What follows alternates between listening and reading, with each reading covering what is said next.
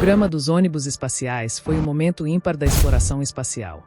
Essas espaçonaves gigantescas demonstraram uma série de missões incríveis, capazes até de consertar satélites em órbita, como eles fizeram com o telescópio espacial Hubble e suas diversas manutenções em plena órbita terrestre, mas ir ao espaço era só um dos passos delicados.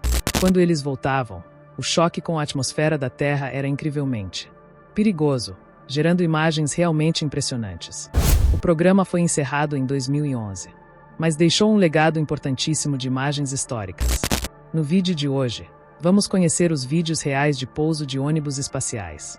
O programa de ônibus espaciais dos Estados Unidos esteve ativo de 1981 até 2011, encerrando suas atividades após a realização de 135 missões ao longo de 3 décadas.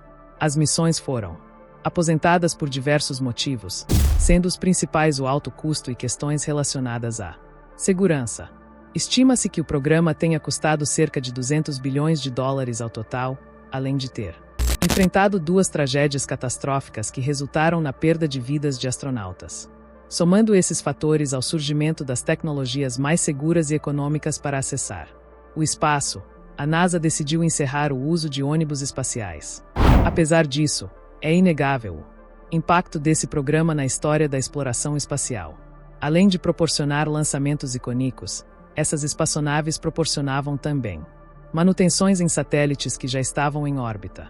Um exemplo marcante foi o telescópio espacial Hubble, que recebeu uma série de melhorias quando já estava em órbita. Sem os ônibus, provavelmente o Hubble continuaria defeituoso e atrasaria muitas descobertas científicas.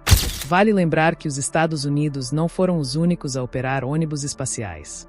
A União Soviética também desenvolveu sua própria versão, o chamado Buran, que apesar de similar em design, tinha diferenças significativas em funcionamento em relação aos modelos norte-americanos.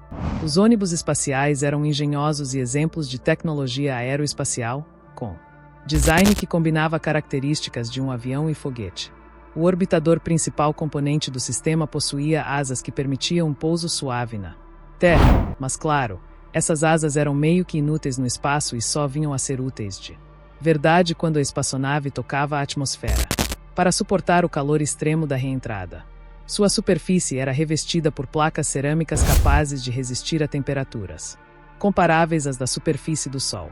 No entanto, esses veículos eram projetados exclusivamente para a órbita baixa da Terra, operando em altitudes entre 200 até 600 quilômetros, com velocidades que podiam chegar a 29.000 km por hora. O lançamento do ônibus espacial era um espetáculo por si só.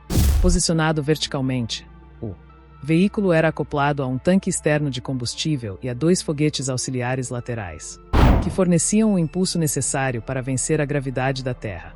O impulso gerado no lançamento era equivalente ao de cerca de 30 aviões Boeing 747, destacando a potência colossal envolvida. Após 2 minutos de voo, esses foguetes auxiliares se separavam. Já o tanque externo, destacado após cerca de 8 minutos de voo, era destruído reentrada na atmosfera.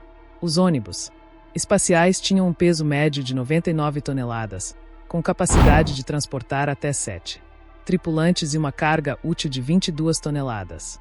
Essa combinação de força, tecnologia e versatilidade permitiu aos ônibus espaciais realizar tarefas únicas, como a manutenção de satélites em órbita. No entanto, o programa também enfrentou desafios significativos, incluindo as tragédias dos ônibus espaciais Challenger e Columbia, que ressaltaram os riscos envolvidos nessas viagens espaciais. Mesmo assim, os ônibus espaciais entraram para a história, provando que era possível comandar um veículo inteiro que era parcialmente reutilizável em missões de alta complexidade. Até hoje, muitas dessas tarefas que os ônibus realizavam nunca foram replicadas, provando o pioneirismo do programa. Mas assim que estavam no espaço, a volta à Terra, assim como a ida, era um momento crítico. A operação começava com a manobra do orbitador para a posição correta, garantindo a entrada segura na atmosfera da Terra. Quando o ônibus espacial estava do lado oposto do mundo em relação ao local de pouso, geralmente no Centro Espacial Kennedy, a missão recebia o comando para iniciar o retorno. Dentro do cockpit, a tripulação seguia uma série de procedimentos. As portas do compartimento de carga eram fechadas e a nave era posicionada com os motores à frente da direção da órbita. Em seguida, os motores eram acionados para desacelerar a espaçonave, iniciando uma descida controlada que levava cerca de 25 minutos até a atmosfera superior. Durante a entrada, a experiência a bordo era ao mesmo tempo fascinante e desafiadora. Do cockpit, os astronautas podiam observar o ar quente ao redor da nave, que começava a brilhar intensamente devido à grande pressão nas moléculas do ar.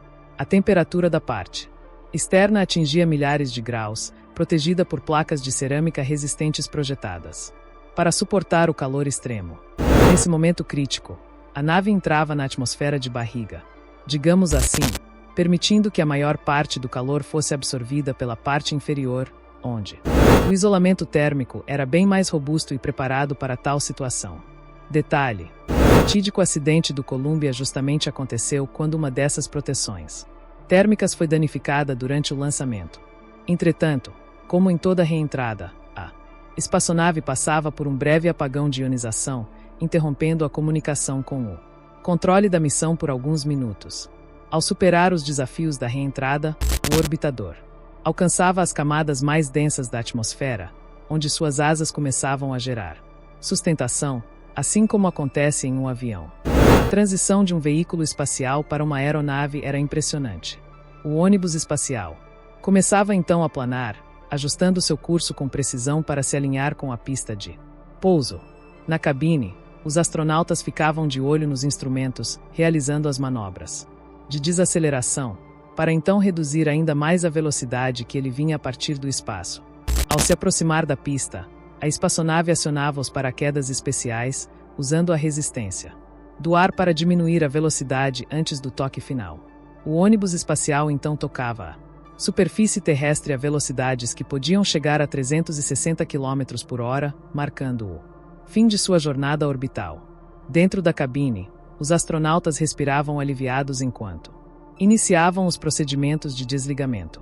Esse processo final, que durava cerca de 20 minutos, incluía a liberação de gases nocivos e a estabilização do orbitador, permitindo que ele esfriasse completamente.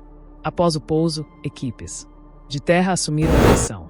Técnicos realizavam inspeções detalhadas no orbitador, verificando cada centímetro da estrutura em busca de danos ou problemas. Para a tripulação, o momento era de celebração e alívio, marcando o encerramento seguro de mais uma missão histórica.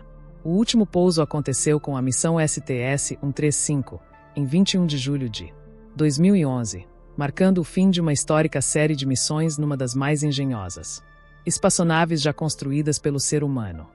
Enfim, o pouso de um ônibus espacial era de fato incrível. Uma missão um tanto perigosa, arriscada, mas incrivelmente importante para a história da exploração espacial. Você teria coragem de embarcar em um ônibus como esse?